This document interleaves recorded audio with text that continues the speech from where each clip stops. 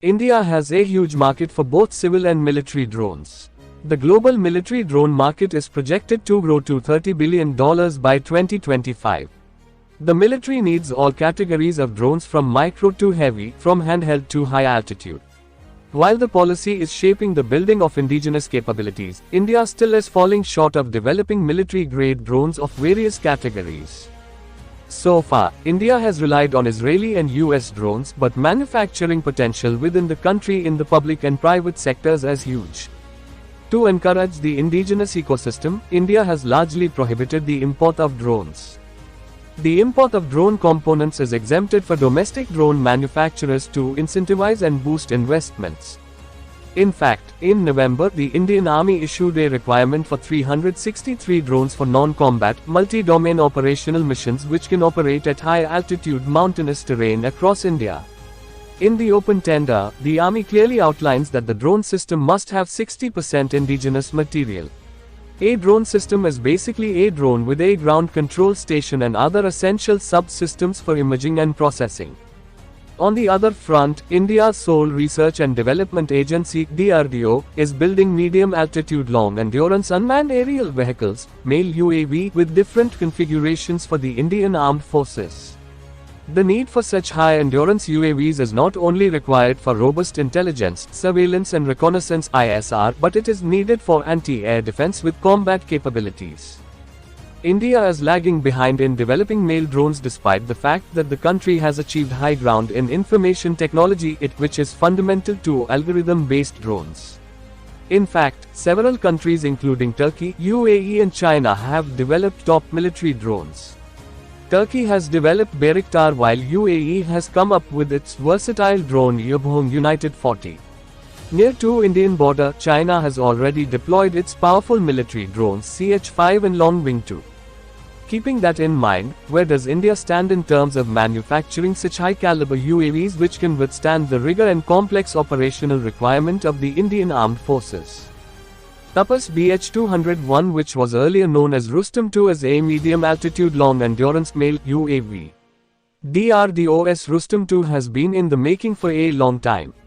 While there are many breakthroughs in several areas, the delays pose questions and uncertainty. In fact, the prototype development began as early as 2009. In its earlier avatar, Rustom 1 evolved from Burt Rutan's Long-A's with a 250 km range for visual and radar surveillance. It was to be a tactical UAV with the endurance of 12 hours and made its first flight in November 2009. Another version, Rustom H, is a larger UAV with a flight endurance of over 24 hours. Tapas has made good progress as it has been linked to satellite communications (SATCOM) and long-range electro-optical payload have been tested.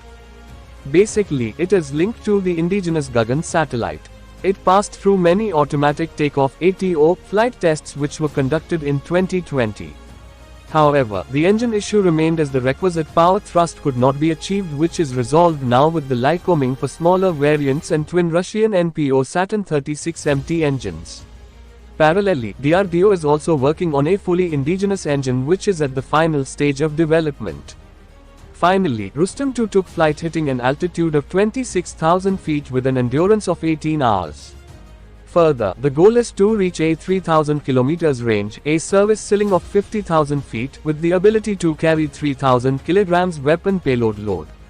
The payloads are still mostly sourced from Israel and include infrared IR sensors, synthetic aperture radars and maritime patrol radars, electronic intelligence (ALINT) and communications intelligence (COMINT) packages.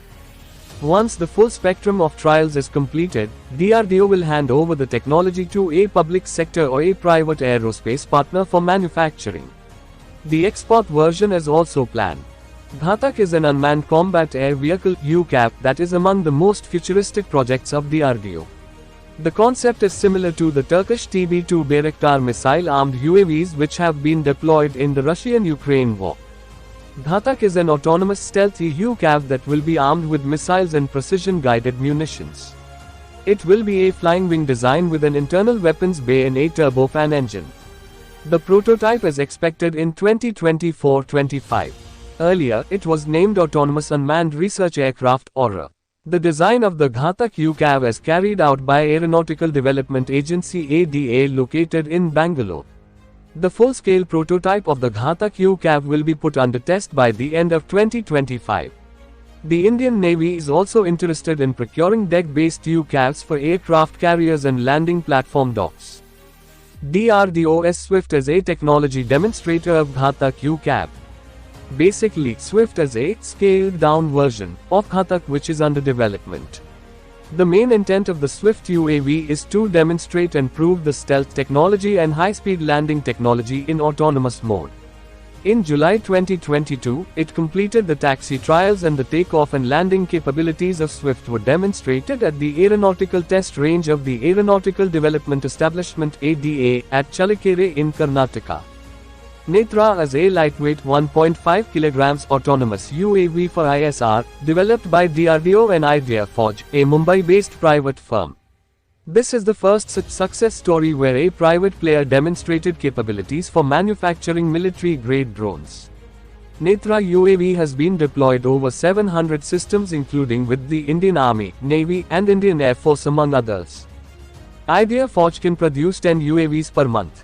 Building upon the base model, a more advanced version is under development. The success of Netra UAV has opened a plethora of opportunities for private players.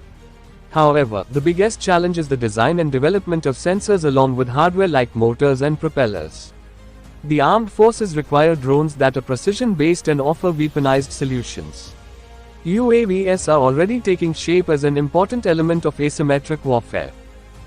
Thanks for watching, like, share and subscribe.